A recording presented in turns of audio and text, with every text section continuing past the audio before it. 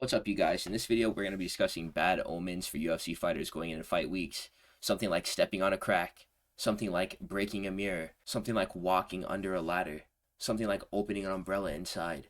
If you do any of these things that we mentioned on the video, you are probably doomed. The first thing is going to be crying before a fight. The sport of fighting is very volatile. It's an emotional thing as well, but I think it's best that tears are left for after the fight. Being Brazilian gives you slight immunity here because I just finished watching the movie Barnyard, free with ads on YouTube, movies, and TV, and the ending of that film would have had Gian Silva crying buckets if he was here in this room watching it alongside me. I just think in general, being vulnerable on camera is bad juju, especially if it's tied to UFC media. There was a video of Diego Lopez crying over his family wishing him good luck before the Volkanovski fight, and he got pieced up. Israel Adesanya cried in the press conference leading up to Dricus du Plessis. He also cried inside of an Epsom salt bath in preparation for the Nasruddin Imavov fight. He got finished in both of those bouts. Sean Strickland crying on Theo Von's podcast after Dricus du Plessis had been going at him over his dad the entire week. And finally, for all the times that Gian Silva did cry leading up to fights, he was victorious until his fight with Diego Lopez, where things came full circle with him crying as he was signing posters for the UFC Noche event. This gets the first mention. There's no ranking attached, but this is lower on the list. But I feel like crying before a fight is definitely something that you can do to jinx yourself. Next, we have talking or tweeting excessively.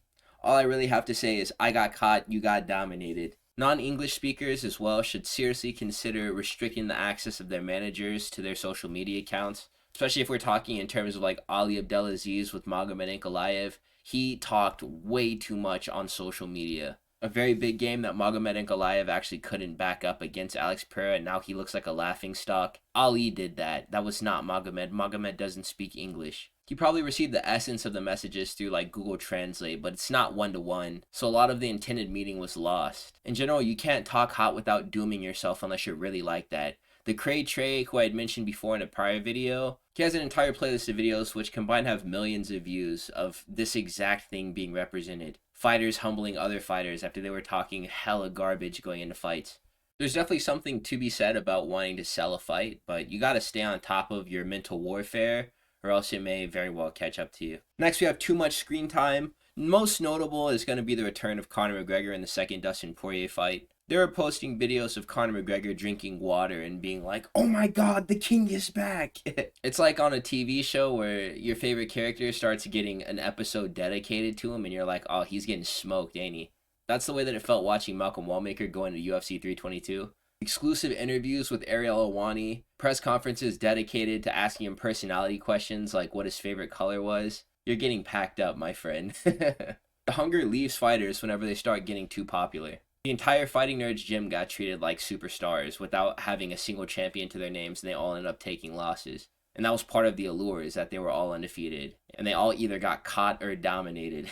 Obviously, if you're the champion, people are going to be talking about you, doing interviews, and then promoting your image, right? But if you're some guy on the come up, getting too much screen time is definitely something that takes your eyes off the prize.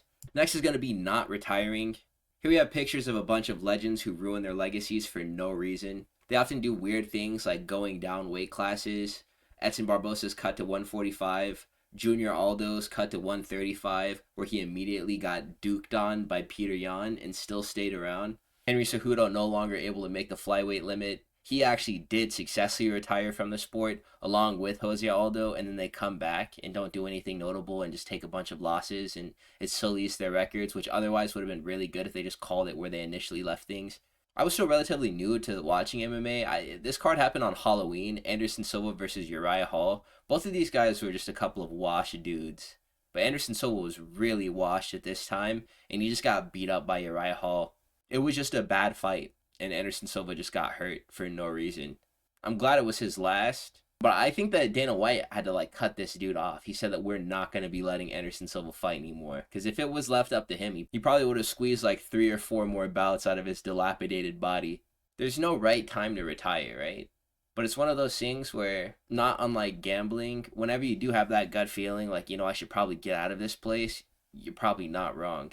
The next thing that we're going to discuss is going to be a weigh-in gimmick. Any type of weigh-in gimmick that you can think of, especially if it involves slapping a fighter at the weigh-ins or doing something aggressive to them, like headbutting them. I guess Arman Sarukian got away with it but like an open palm slap, a shove even. God forbid you paint your body or face some way and you come out and try to be intimidating through some type of performance related to whatever character that you've just dressed up as. Cringe is given a cosmic punishment.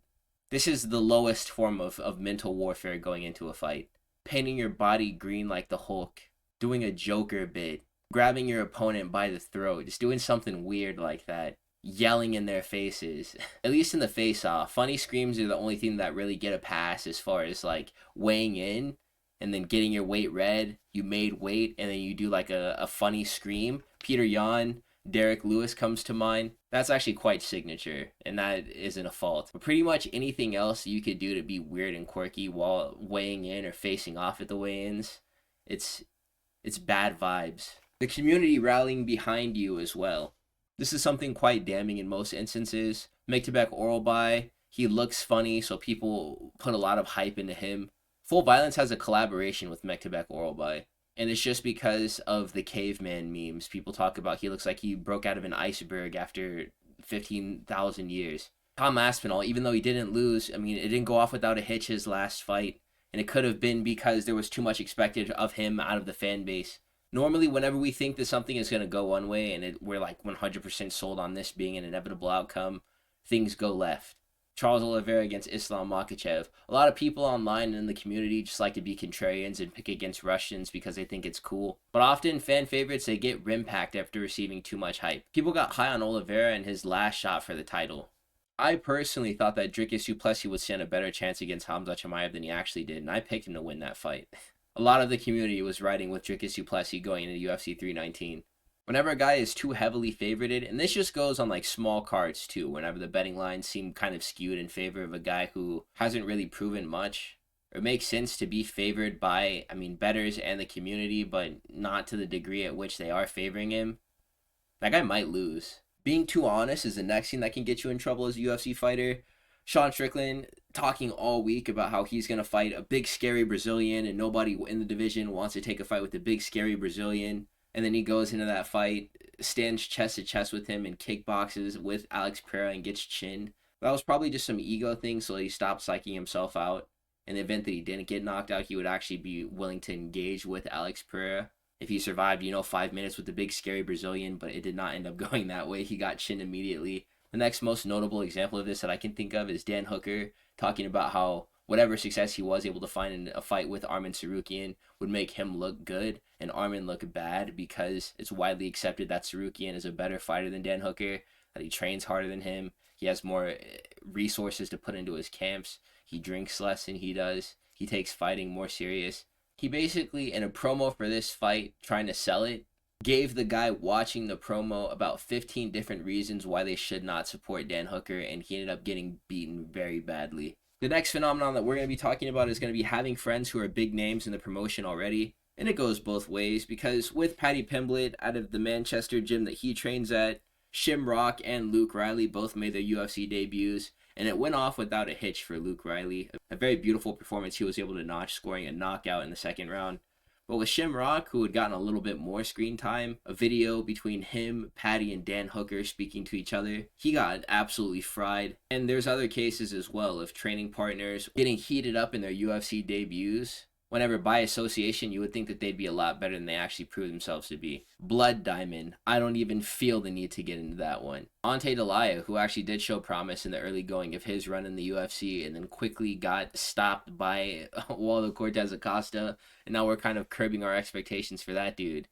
Said Izagakmaev, who made his debut against Nicholas Dalby, the 42-year-old man. He was representing Mahashkala, a close friend of Islam Makhachev, and had Makhachev in his corner coaching him, and he still couldn't do anything in that fight.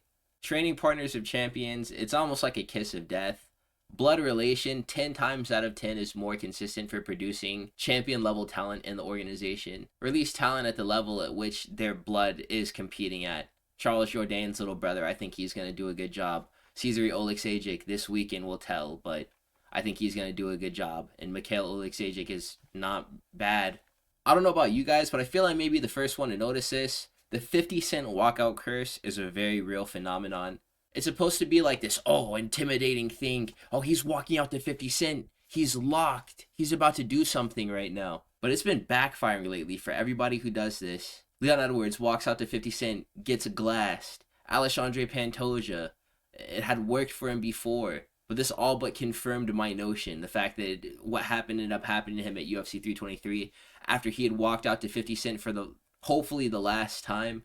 Because a couple of weekends ago, 50 Cent actually physically walked out Chris Eubank Jr. This transcends sports, this curse does. And Conor Benn did knock this man down at least, like twice in the last round. He wasn't knocked out, but he got beat up badly in that fight. Think back to Michael Chandler's debut against Dan Hooker. Dan Hooker walked out to many men that night as well.